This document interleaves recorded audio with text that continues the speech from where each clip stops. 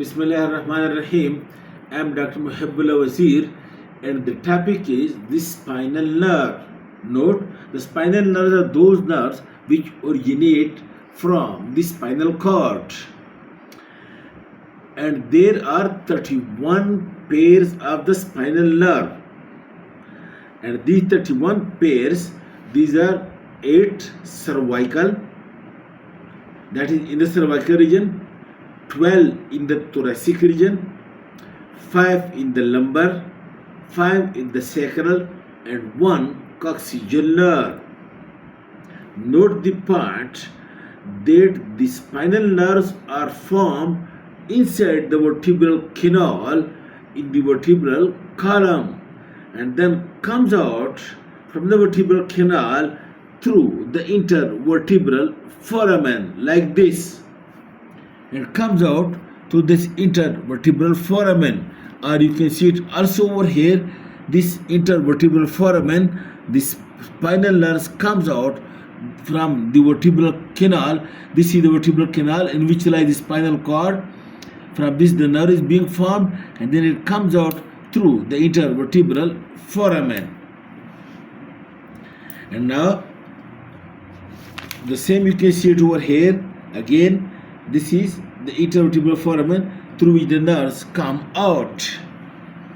Note the point, the cervical 1 nerve, the first cervical nerve, it comes out from the vertebral column between the base of the skull occiput and the first cervical vertebra.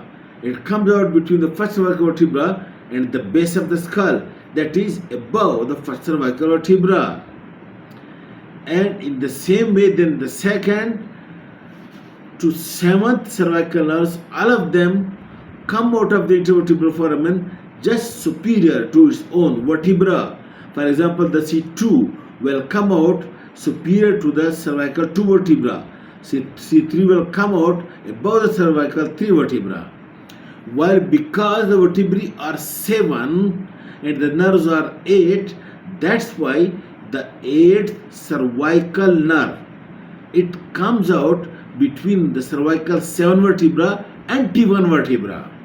So in this way, the thoracic nerve, because the last cervical nerve originates just superior to the T1, that is between the T1 vertebra and cervical 7 vertebra, that's why the thoracic 1 nerve and thoracic 2 and thoracic 3, all of them will come out of the vertebral column below its own vertebra.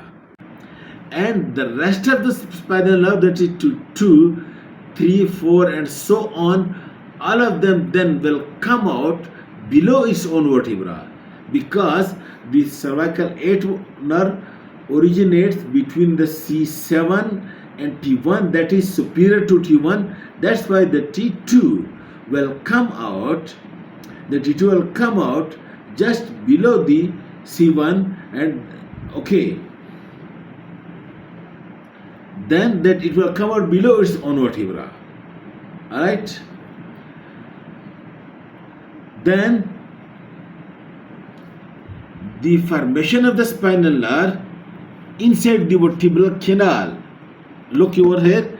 This is the vertebral canal. Inside the vertebral canal, the spinal cord is arranged in such a way that the gray matter arranged, that it consists of this anterior horn cells and posterior horn cells. The anterior horn cell is motor in function and posterior horn cells sensory in function. And the fibers which originate from the posterior horn cells, they form by many rootlets, that is by many fibers. These are called as rootlets. In the same way, the fibers that originate from the anterior horn cells, motor in function, they are also called as rootlets. These are the rootlets of the posterior root. These are the rootlets of the anterior root.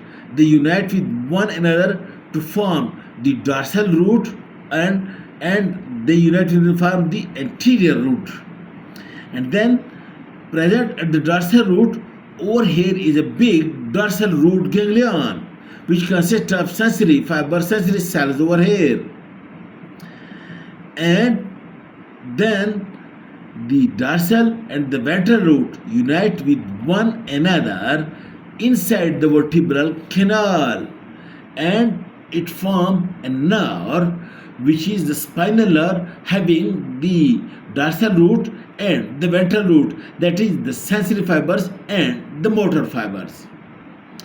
Okay, the dorsal root consists of the sensory or the afferent fibers that bring sensation from the periphery of the body to the spinal cord, that is the dorsal greyhound, and the ventral root consists of the motor fibers which take sensation from the spinal cord to the peripheral target organs, but it also contains some efferent fibers that come from the ganglion to join the ventral root and comes over here into the spinal cord, not through the posterior root but through the ventral root.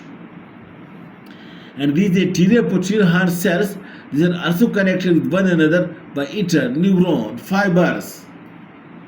In this way, the spinal nerve, look over here please, the spinal nerve, this one, this is the rootlets of the posterior root, these are rootlets of the anterior root, and then the dorsal root is being formed, and then the ventral root of spinal cord, and then the dorsal root ganglion, and then the two unite with one another to form the spinal nerve inside the vertebral canal, and then this nerve come out through the intervertebral foramen. So when it come out through the intervertebral foramen, it is having sensory and motor fiber.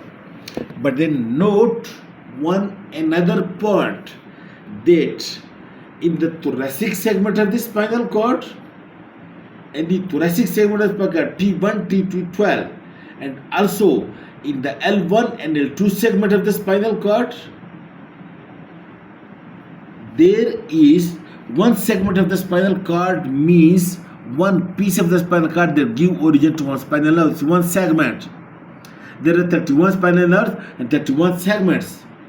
So in the thoracic segment and in the L1 and L2 segment of the spinal cord, there are a group of cells present in the lateral side, which is called as lateral horn cells. These are sympathetic in function, and these the fiber from these lateral cells that come out along with the ventral root. In this way, in the thoracic segment of the spinal cord, the ventral root consists of two types of fibers, motor and the sympathetic, preganglion sympathetic fiber, white fibers. And the nerve in the thoracic region which is found, it also consists of three types of fiber, that is sensory, motor and preganglionic sympathetic, while the nerve in the cervical region and the lower lumbar and the sacral region which is formed, it consists of only sensory and motor fibers.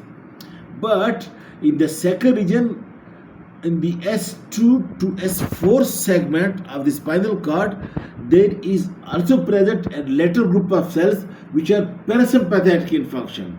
That's why the S2, S3 and S4 spinal nerve that will come out of the vertebral foramen, it will also consist of three types of fibers, that is sensory, motor and the parasympathetic preganglionic fibers. Then whatever is the condition of the nerve, that's in the especially in the thoracic region.